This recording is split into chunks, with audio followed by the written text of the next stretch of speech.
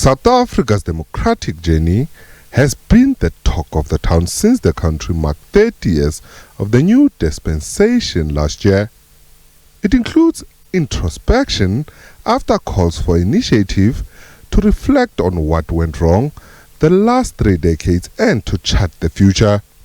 The subject was raised early last year ahead of the general elections and contrary to the Democratic Alliance saying it was as a result of the outcome of the elections in May. There's a major issue here. When we say let the nation come together in a national dialogue to do that seismic reflection and let that dialogue be truly inclusive in the manner that Oyama was saying. Involvement not just the politicians. Civil society must be there, the politicians must be there, business, labor, everybody. Let's reflect on this thing in a very serious way.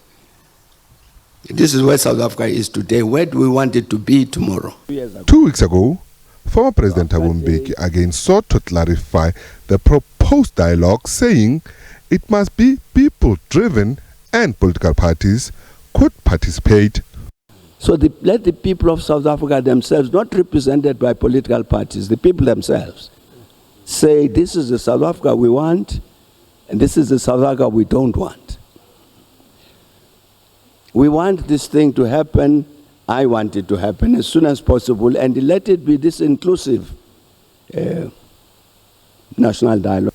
On the 10th of June, President Ramaphosa committed to those yearning for the national dialogue that the process would kick off in the middle of August. The President also finally shed light on the structure of the national dialogue.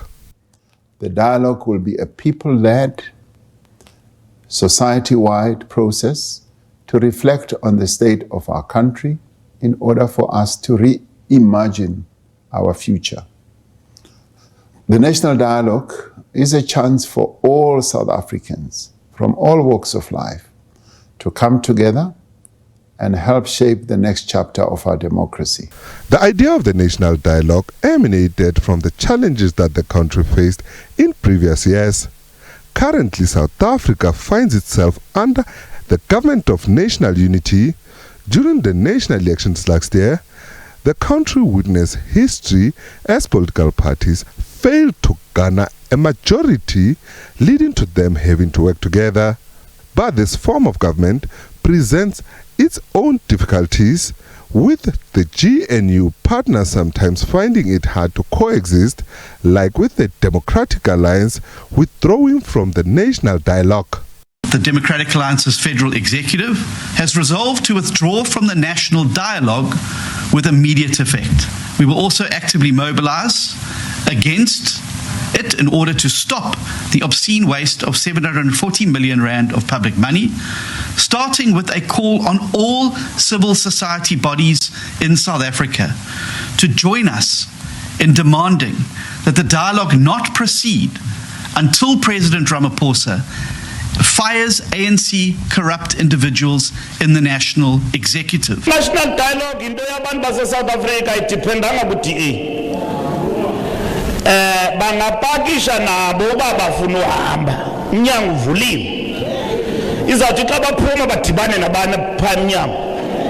Yi-GNU leyo. Since its announcement, the national dialogue has received mixed reaction, and in the case of some members of the government of national unity, it could threaten the GNU in its current form. Nhlanhla Khatlhane, SABC News, Johannesburg.